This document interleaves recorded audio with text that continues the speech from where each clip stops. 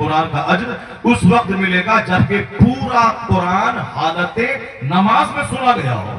ہم نے بے دلی کے ساتھ رمضان میں سنا، جانا ہی نہیں قرآن میں کیا آیا ہے، قرآن میں کیا پیغام دیا ہے. ایک اسکالر نے کہا ہے the Quran has been revealed to read it, to understand it, to consider in it, to act upon it, and to establish the rules of the Quran by it.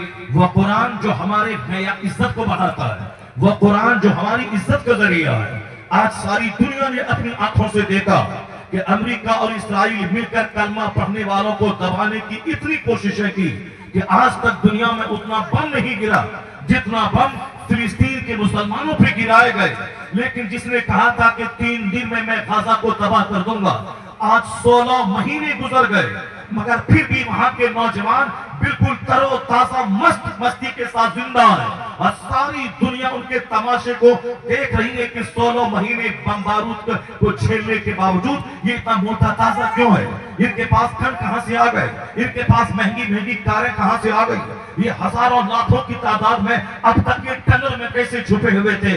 ساری دنیا نے جان لیا کہ جہاں مہنگے بم گرائے گئے مگر بم کی طاقت ختم ہو گئی مگر ایمانی طاقت کا جلوہ ساری دنیا آج دیکھ رہی ہے کہ 16 مہینے کے بعد مسلمان زندہ ہے، ان کی اذان کی آواز زندہ ہے، ان کا سجدہ زندہ ہے، ان کے سروں کی ٹوپیاں زندہ ہے. وہ تھک گئے مگر اسلام مسکراتا رہا.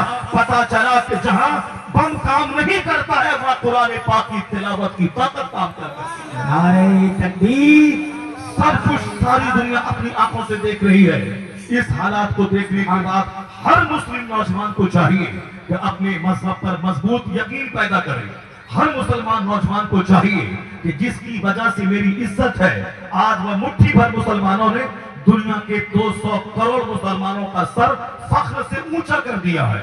آج ہم بھی سینہ تان کے کہتے ہیں جس کے بچوں کے پاؤں کٹ گئے، جن کے بچوں کی گردن کٹ گئی، جن کے گھر کے 10 میں سے 9 افراد شہید ہو گئے، پر اس کے باوجود آج غزہ زندہ ہے، وہاں کے کلمہ پڑھنے والے زندہ ہے.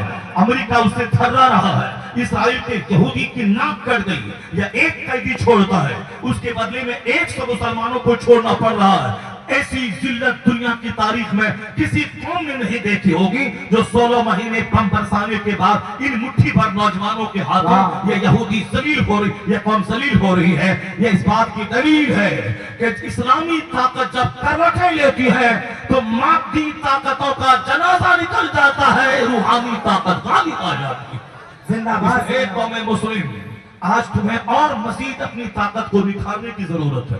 وہ قرآن جس قرآن کے ذریعے آج ہم دنیا میں فاتح ہیں، جس قرآن کے ذریعے ہماری عزت ہے، جو قرآن کریم کا جواب کسی کے پاس نہیں ہے. وہ کھربوں روپے کا بم گرا سکتا ہے لیکن قرآن پاک کی ایک آیت کا جواب وہ نہیں لا سکتا ہے. یہ اس بات کی دلیل ہے کہ میری پہچان ہے قرآن، میری شان ہے قرآن، میری آبرو ہے قرآن، ہماری حقانیت کی دلیل ہے قرآن. اس لیے ایک قوم مسلم، دنیا کی کوئی کتاب بعد میں پڑھنا، فزکس بعد میں پڑھ لینا، کیمسٹری بعد میں پڑھ لینا، زولوجی بعد میں پڑھ لینا، ایسٹرولوجی بعد میں پڑھنا، ایسٹرونومی بعد میں پڑھنا. پہلے ہر مسلمان کا بچہ قرآن پاک پڑھ لے اور جس دن سب بچہ قرآن پڑھ لے گا ڈی ایم بعد میں بنے گا، غلام مصطفیٰ پہلے. زندہ باد.